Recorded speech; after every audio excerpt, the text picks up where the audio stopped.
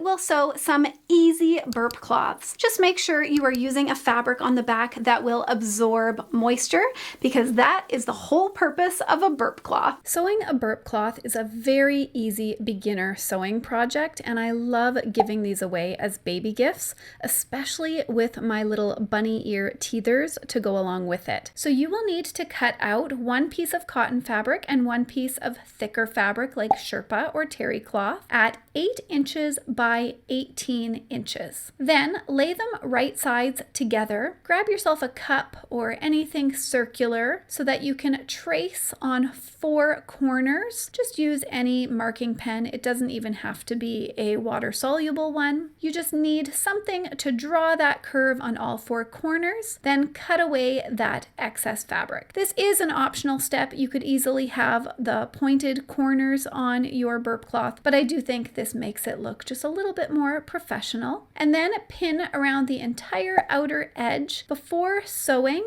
a 1/2 inch seam allowance around the entire project, making sure to leave a 3-inch opening to be able to turn your project right side out. Next, cut away the excess fabric, especially on all 4 corners, before turning your project right side out. Then just grab yourself something pointy like a chopstick to push out all of those edges, gently of course, before bringing it to your iron and giving it a nice press, also making sure that those flaps are folded in, clip them in place, and then sew a 1/4 inch seam allowance around the entire project. I do like to use extra clips just to hold everything in place while I'm sewing around this burp cloth. All right, I hope that you guys have a wonderful day, and I will see you next time.